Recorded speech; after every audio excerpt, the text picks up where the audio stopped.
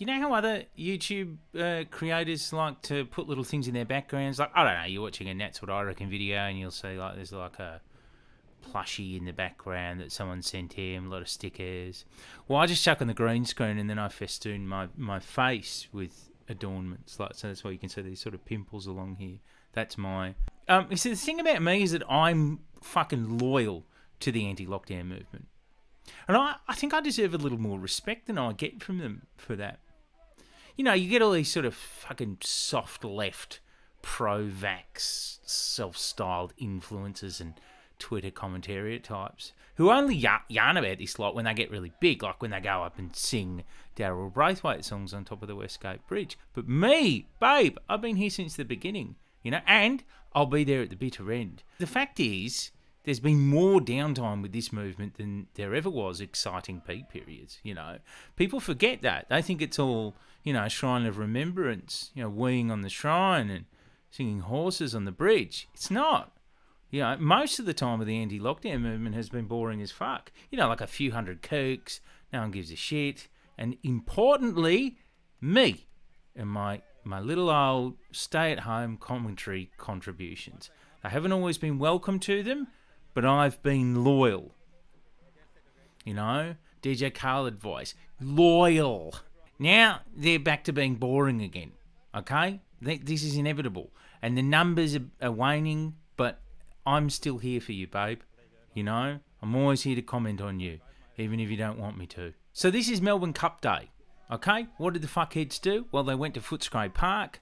Fuck you, dogs. That's my heartland. Stop spoiling it with your dilute, weak as piss, unvaxxed dishwater blood. After that, they marched over to the Flemington Racecourse entry. And they had a bit of a chant outside about kill the bill. And then they went back to Footscray Park again, where they started. And they hung out under a little pavilion and they sung really cringe songs to each other, like this freedom song here. This is under the genre of freedom. Laugh to think while you just walk around with your head down in this zombie town. Yeah. Now we know that we've been lied to. There's nothing in your cupboard. That's what you've discovered lately. Yeah. There's not much more of this that we can take. Well, they tip your life down the sink, and now you're not allowed to think while you just walk around with your head down in this zombie town. In this zombie town. Freedom, yeah! So it was about 300 or 400 people, which is nothing to sneeze at in the general scheme of things, you know, for many rallies. I've been at many smaller ones, but then again, comparatively, if you look at a month or two ago, it's nothing to write home about. We're back to manageable rally sizes, and I'm cool with this. This is fine. This doesn't worry me all that much anymore, you know? They're shrinking. Okay, nature is healing. Now, they wrote this thing on their flyer. So they were like, oh, you know, come and whinge at the Cup. Not about the animals, but about how we can't get into the horse footy because we didn't get a life-saving vaccine because we listened to fuckheads on Telegram all day. But also, if you want to come and whinge about the animals, if you're one of those people, then that's cool. And it was interesting to see a bit of whinging on Telegram about the state of play there and the awkward intersection, because I think it is a bit awkward. They're trying to shoehorn it in with animal justice activism. You see, because the latent power, I think, of this movement has always been in its capacity to actually adopt the facade of being any other movement. You know, like dressing up as unionist one moment and then pretending to be Aboriginal-led the next moment. Then I'm a nurse, then I'm a teacher, yada, yada, yada. And it's not like there aren't plenty of red-pilled animal rights activist fuckheads. I mean, Lord knows, the first people who tell you that they are some of the good animal rights activists that I know, you know. They've been the first people to introduce me to that weird world. But so there's a fair few. But when you see people like this in the sort of the anti-lockdown nascent Telegram fuckhead scene, whinging about those potential collaborations, it's interesting to me because it's like them losing sight of the very thing that actually can, and has in the past, made them strong. Just a couple of whingers in the comments, mind you, so I don't want to inflate this too much. But in my view, that kind of attitude is contrary to their own power, and it's not a good sign for them. And this is Melbourne Cup today. Flemington Racecourse has been flagged by the government as Victoria reopening to the rest of the world and showing the world that this is what we're about. So, with a horse race, of course. And after 20 months of everything a lot of things that have happened, the government believes, I guess, that a horse race will correct everything. Let me just go get some of these speeches. So here's Rukshan on the scene, real Rukshan, live streamer, faux citizen journalist, failing to understand the point of reopening events. Apparently it's not good enough after all the lockdown stuff. Mate, first you wanted reopening, now reopening isn't good enough for you. What do you fucking want, mate? I've always resented the way that these losers think that they have some sort of a license over the collective pain of lockdowns and indeed the entire pandemic just because they were the ones out whinging at spectacle rallies. That didn't do anything, mate. You know, that was an act of coordinated denialism on the part of the people rallying. Your lot had no interest in the reality of the pandemic or the nuance of the various bad and good policies on offer by the various state governments in competition with each other. It was all just straight up, stop the world and let me off. You know, stop the whole thing. I don't want to participate in any of it. You helped nobody. You don't get a ticker tape parade on the other end or a fucking royal apology now that reopening has happened. In fact, reopening literally happened because vax rates hit a certain level, didn't they? And your lot, if anything, would have had a mildly delaying effect on how long it took for those vax rates to climb upwards because of how you helped propagate vaccine hesitancy. So you don't get shit now, cunt. All you get is waning rally sizes and a shit attempt at a cup rally, ultimately about nothing. That's all you get, cunt eyes. Fuck you.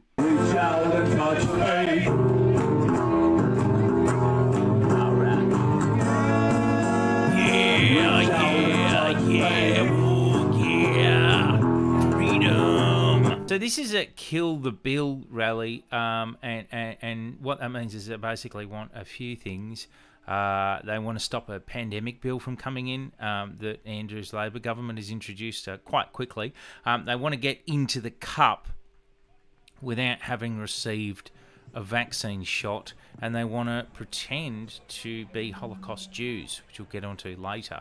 Now, this bill essentially seeks to permanently enshrine special pandemic powers in legislation, the kind that we've seen throughout the pandemic. But rather than them be only allowable by declaring emergency powers, which have to be renewed month to month, they want the ability to be more agile in declaring, you know, pandemic and therefore special powers. Now, the good bit about this is that the new legislation would enshrine some of the rights to people's privacy with, I think, for example, contact tracing apps and the like in legislation, as I understand it, and also the new form of declaring pandemic emergency powers would involve tabling the CHO's and the Health Minister's pandemic advice before Parliament, which is good because it means greater transparency. The bad bit, and it is a significant one, is that there's fuck all effective checks and balances for it. You know, they've proposed an independent panel of experts. Hang on a sec, we need to listen to this. Why are they?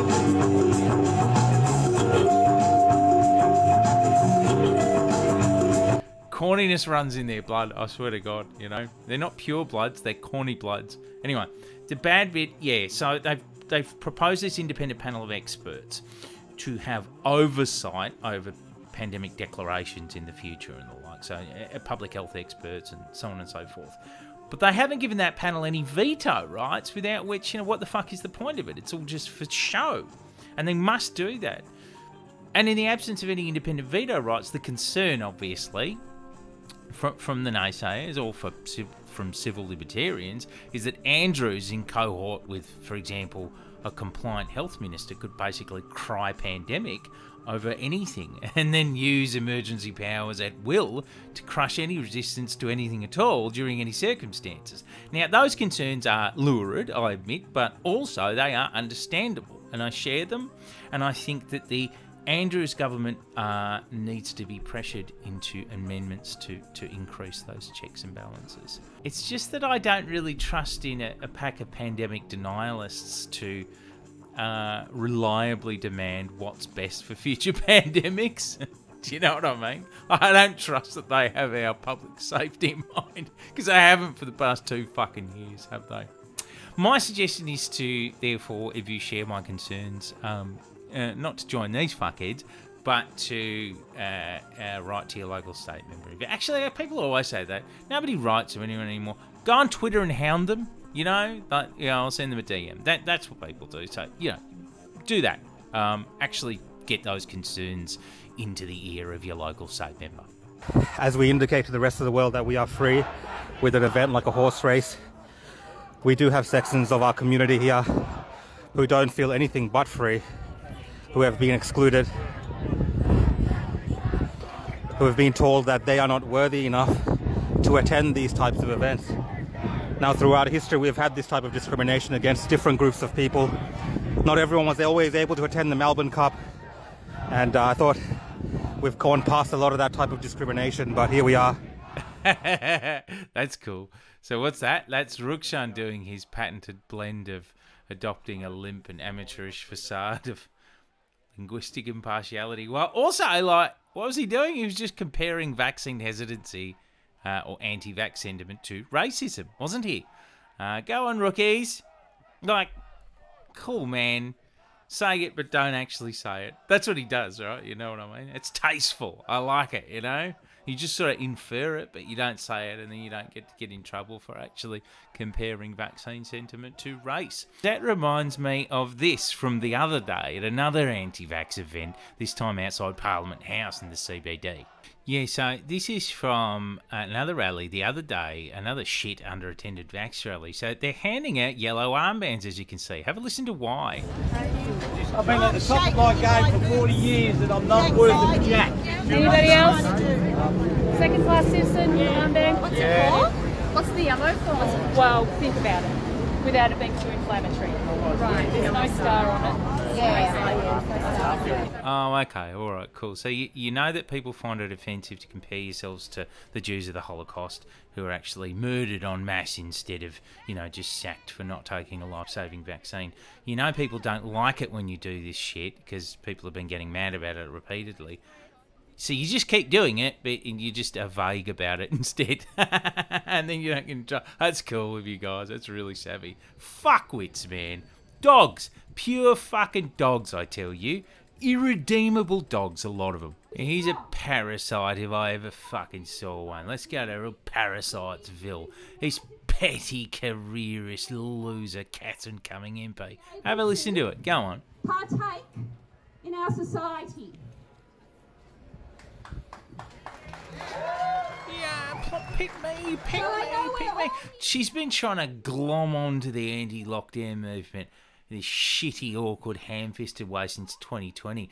And some of you may recall a delightful moment, loved it, I did, when they actually shouted her down months ago when she was trying to tell them off, to tell them to, broadly follow directions and social distance, basic things like that, basic denials of our freedom.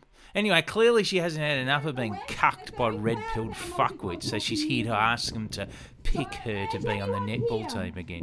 And before we march, because this is I consider this my land. I was born in Wimps, our land. Thank you for correcting me.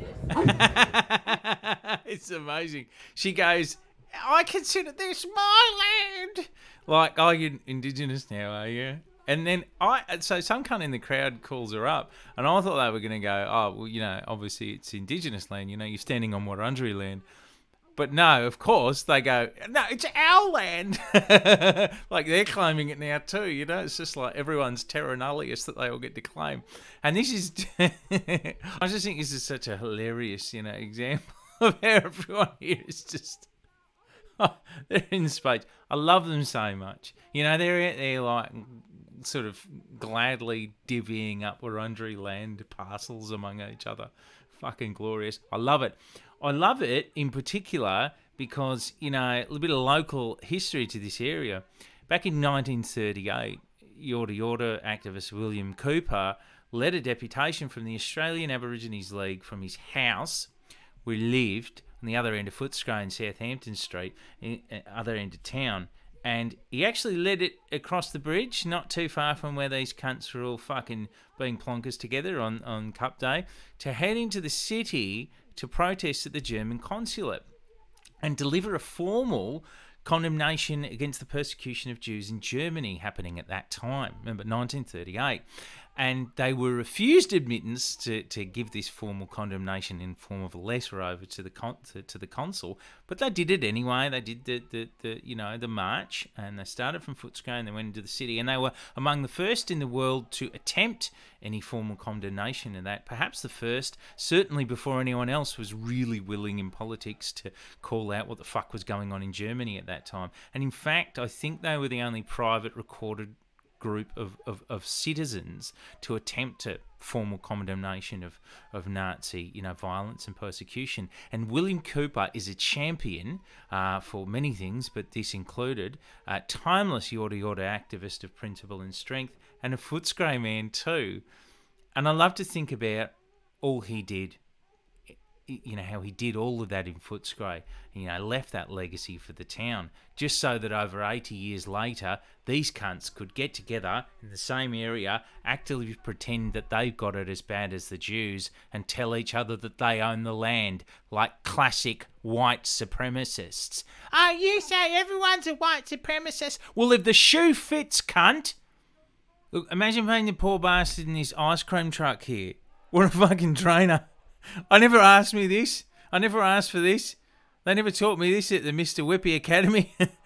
Get away from my truck, you fucking cokes. Forget about soft serve. You're not getting served shit without a mask and a Pfizer shot, you fucking plague rat. And I tell you what, look at this amoral parasite right next to my head holding the banner. Oh yeah, they'll love you for that, you fucking pick-me-ass dog, Catherine Cumming. Imagine actually holding office as an actual politician and then doing this.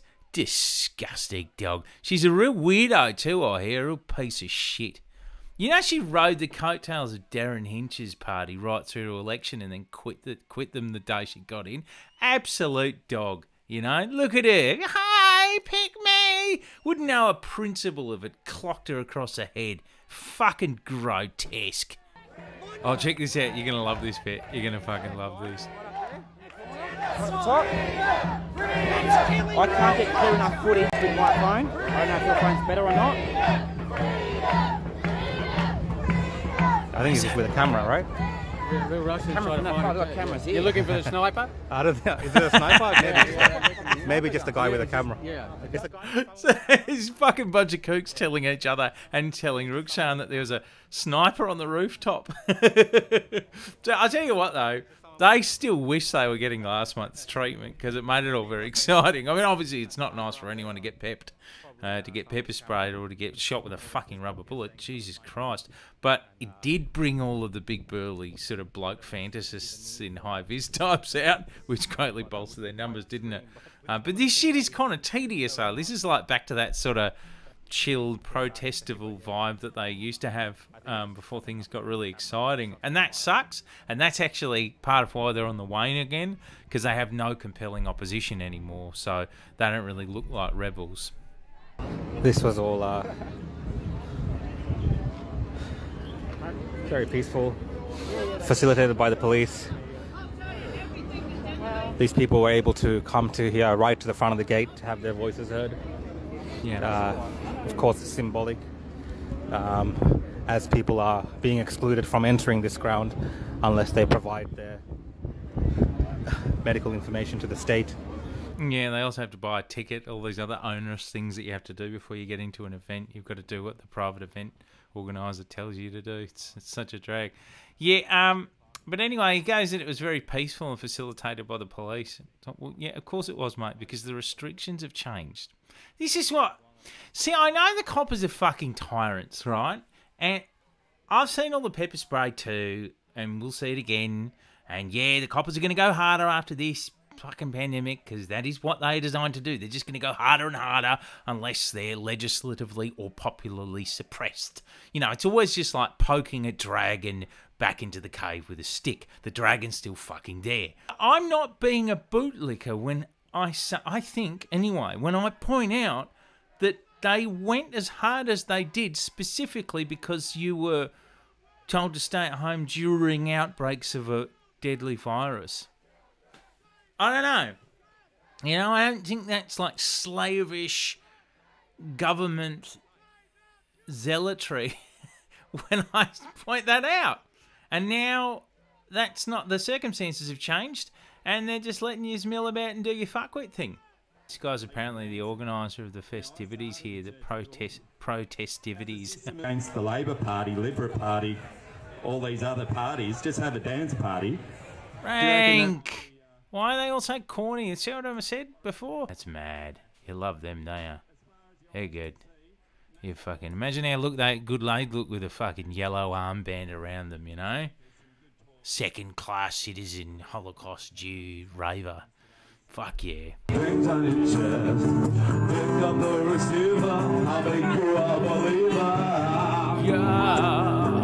freedom.